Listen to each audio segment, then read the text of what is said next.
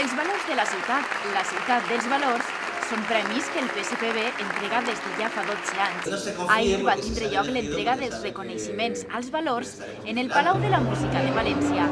La innovació, la convivència, la igualtat, la nostra cultura i llengua i la solidaritat són els valors als que ahir els socialistes valencians posaren cara. El Premi a la Igualtat fou per a la plataforma en defensa de l'aplicació de la llei de la dependència, per defendre, com no, la igualtat entre totes les persones i apostar per un dret i pilar fundamental en l'estat del benestar.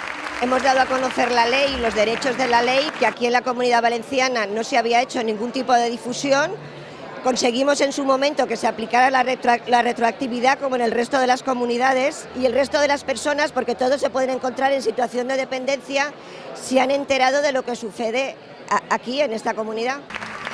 Perquè la innovació ens conduirà a una economia sostenible, en la defensa d'un nou model productiu basat en el coneixement, l'Institut de Nanofotònica va rebre el guardó a la innovació. Para nosotros que se nos reconozca la innovación como un valor social, pues es muy importante y más hoy en día. Tenemos una actividad importante en la creación de economía asociada a la innovación y por lo tanto una contribución social importante. Però amb la innovació ha d'anar de la mà la tradició. I així entra en joc el grup Altai, que va rebre el Premi a la nostra cultura per recuperar sons i instruments bàsics i transformar-los en una creació totalment moderna. No fer simplement, per exemple, documentació folclòrica, sinó renovar, fer una reelaboració, una reproposta de la música tradicional perquè servisca per avui en dia, no?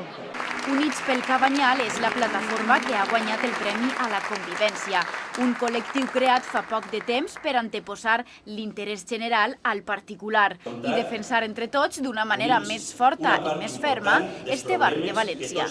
Hem aconseguit que érem organitzacions que algunes teníem, diguem que, males relacions entre nosaltres i això ens restava forces a tots.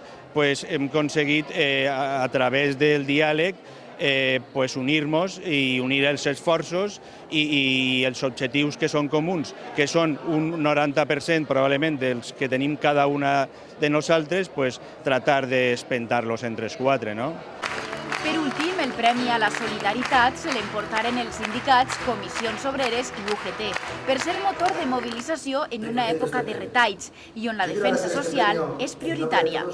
És molt satisfactori i de molt bon gust rebre una consideració que n'hi ha que dir que en els primers i les primeres que volem compartir és en el conjunt de la societat. Aconseguir que tot el món al voltant nostre estiguera defensant un model de societat com el que defensem nosaltres, i crec que això és el punt més important, el aconseguir ser el cauce de reivindicació del conjunt de la ciutadania en contra de les retallades d'aquest govern.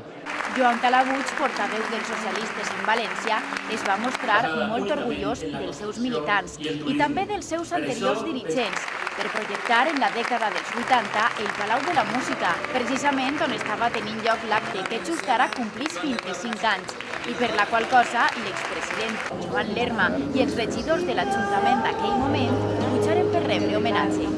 Però l'impuls a la cultura se va donar, i se va donar gràcies al recolzament de tots els ciutadans d'esta ciutat i de tot el país, perquè durant molts anys sustentaren una València oberta i moderna que va ser capaç de construir este palau i de gastar-lo.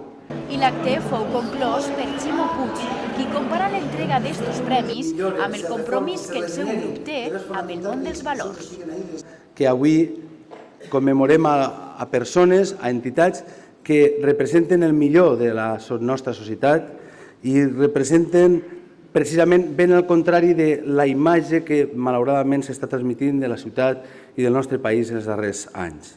Maribel Casany i Tonino foren els conductors d'una gala no exempta d'ironia, un acte amb acompanyament musical i traducció simultània al llenguatge dels sords.